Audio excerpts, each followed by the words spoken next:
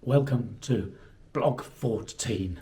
Right, now then we're going to talk about, well, more murder, mayhem, madness, etc., all the M's, if there are any more. But we're now in the Dindings. So Superintendent Lloyd managed to get hacked to pieces by a Chinese gang. It just so happens that Emily Innes was visiting the Lloyds.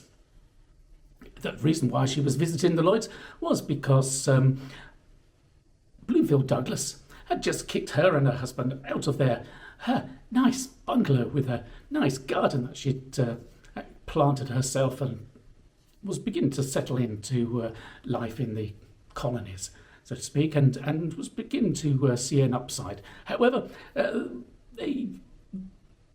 poor old Emily was perhaps not counting for the fact that Bloomfield Douglas's relative, his daughter, and his son-in-law, Mr. Daly, needed somewhere to live as well, and of course he gave it to them. And as a result, she went off to see Hugh Lloyd as a bit of a holiday break from it all, and they got attacked by the Chinese gang. It was a plantation dispute of some sorts, and they hacked old Lloyd to pieces and hit Emily in the head with an axe and pushed her under a bed to hide the body, and she didn't die. She recovered, and you'd imagine she'd get a bit of sympathy from the colonial authorities. But, well, I guess they thought that they did give her a bit of sympathy. In fact, her husband was promoted and they were sent off to Prague. This served the purpose of Bloomfield Douglas getting rid of this rather grumpy couple. And in Prague, they discovered that their living conditions were even worse. They couldn't get any tin corned beef that wasn't rusty, in a rusty tin, I should say, or rotten. And they fell out with the resident there, Mr. Lowe, who they accused of living beyond his means, and well, we'll get onto that a little bit later on. Needless to say, this is all grist to her anger and her frustration and her muse. So she produced the book, The Chersonese with the Gilding Off. The Golden Chersonese with the Gilding Off, the Chersonese, no, just the Chersonese with the Gilding Off. Well worth a read. Frank Swettenham dismissed it as too bitter to bother with, which, no, he was wrong. She was right. Of course, I'll tell you a bit more what she was going to say. So after this this horrendous murder, they hunted down the people that were involved in it, and the Straits Times said, now is not the time for legal niceties, which of course suited Bloomfield Douglas down to the T, because although he felt that he was imposing British justice upon the region, it was a kind of rough justice, and anyway, there weren't any real lawyers around, and there weren't any real court officials or policemen that really knew how to do their job, and he took Isabella Bird along to watch British justice in action. This was perhaps a bit of a mistake, because what she witnessed was once again Douglas riding roughshod over the court, yelling at them for failing to deal with the procedures in a proper fashion. He yelled "Chalaka," which basically means "you wretch," and "Boldo," which basically means idiot.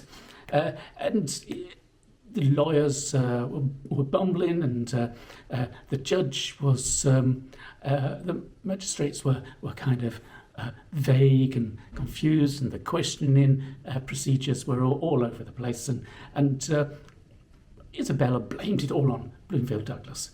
She thought that he was the most, what did she actually say? Something like the most reprehensible person that she'd ever met in her entire life, completely evil. She wasn't mincing words. And she called this British administration one of fraud, hypocrisy and violence. Oh, those are strong words. Whew, and I've told you last time how Bloomfield Douglas wasn't quite that bad, surely. Well, that's what she said, and obviously this court procedure was one of the things that really, really pissed her off. Now then,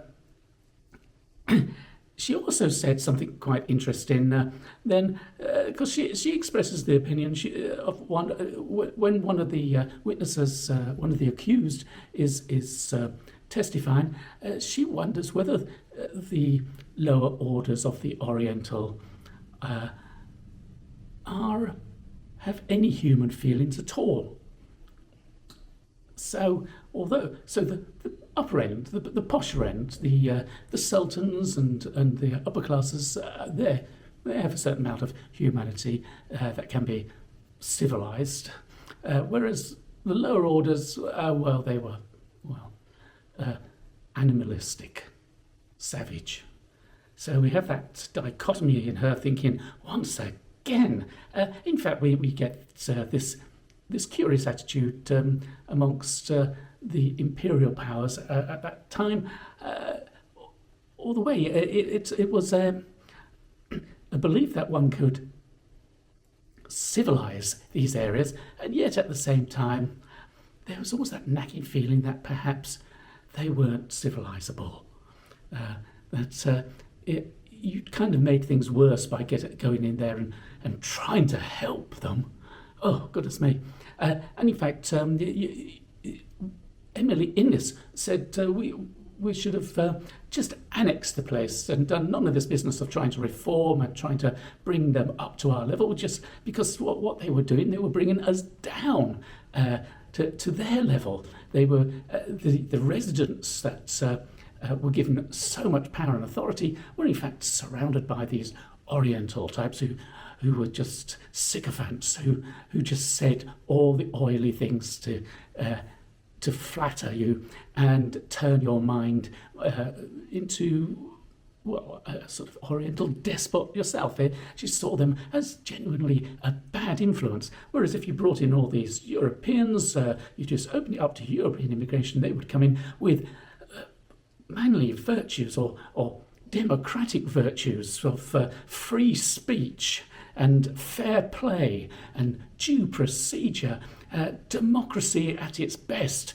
They need to be there to give a good example to everybody and to keep the powers that be in order. Isabella wasn't that far off from that opinion either. She sort of thought that these people need to be scrutinised and under control in some fashion. This attitude can be seen to have fostered perhaps the present day feeling that of all the ex-colonial societies that they were not appreciated for what they were, and that this whole idea of human rights that the West preach is nothing but a sham to cover up an insidious form of colonialism in some way, or a sense of their own superiority, by dismissing local ideas of human rights and local traditions of, what female rights. Women have rights under Islam, for instance, but they have to conform to Sharia law, which gives them rights. It gives them a role, but it's an Islamic role. And we keep coming up against this. Even nowadays, we're finding that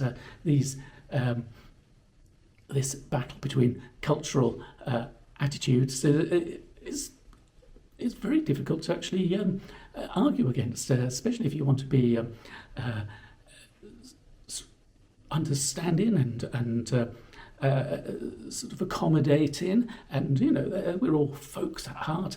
They're sort of pulled together, and we all have the same goals in mind of being able to express ourselves and develop our full potential.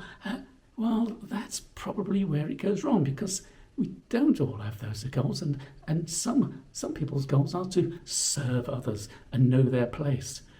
We can go back to the UK and find, particularly during the 19th century, knowing your place and your station in life was still a pretty big thing. They weren't that far off many of the attitudes that they were coming around and complaining about. But of course, Emily Innes says she was a much more modern person than Isabella, and so she was complaining even more about it, because whilst at the same time doing a terrible snob. All these attitudes they blur one into another. They contradict each other. They mingle, and they're hard to communicate. But of course, when it comes down to it, it's a simple matter of who has the power, and that's something that perhaps Chinese culture really does understand. You do see. Chinese culture is imbued with a sense of every situation is a power struggle of some sort, and you have to judge who has the power and who does not, and act accordingly. Well, whether you agree with any of that, I don't know, but or does anybody agree with any of that? But these are the sort of readings that one gets from looking at these old colonial texts, and looking at the societies that are produced by it, and what people are saying. And the arguments that people are having now, they're still buzzing around the same, I don't know, what's the word, the same central set of conflicts. Right, so Isabella was there, and while she was there, there was the hanging of one of the people involved in Lloyd's murder. She considered this guy to have as probably innocent, and she thought he was a bit of a patsy who'd been put up there by these secret Chinese societies. That's what she said, which is always a possibility. So somebody had to go down for it, and this member of the lower orders, who probably nobody actually considered to have any feelings or saying it, took the dive for the sake of the clan. So now we get on to her saying farewell. She says farewell to Bloomfield Douglas, particularly his wife, who she had a great deal of pity for. His wife was looking after their handicapped child. Needless to say, she was considered to be a bit of a put-upon character, living with this rather bombastic man. And, of course, it wasn't long before both the child and the wife were dead of something or other. One suspects the swarms to have taken them away. And eventually, Bloomfield, Douglas and Mr. Daly are caught up in a little bit of creative accounting, which leads to Governor Weld getting rid of them, sacking them, and the two of them, Bloomfield Douglas remarries, and they go off to Sabah to do much the same sort of thing. However, of course, the mosquito comes in, and it's got Mr. Daly's name on it, and he goes and drops dead. And then Bloomfield thinks, I'll go somewhere where there aren't so many mosquitoes, because he was getting on a bit at this point, and so perhaps he was fearing that if he hung around any longer, finally they'd get him. So he goes off to a cleaner clime in Canada. Unfortunately, his second wife dies, and he takes up a job as a harbour master and remarries a remarkably younger woman, and lives until 81, painting and working right till the end. So that's the end of his career and life, and what's next on our itinerary here? Well, think we should now move on to the Pancor Treaty. You're going to enjoy that, aren't you? The Pancor Treaty. That sounds really exciting. Well, I'm going to try and make it as exciting as possible, because you're going to meet Captain Speedy and Nga Ibrahim. Now, they do sound like it should be, a sort of Malay version of Batman and Robin, and in some respects they might well be considered that way. Captain Speedy was quite a character. Right. Like, share, subscribe, and see you at the next one.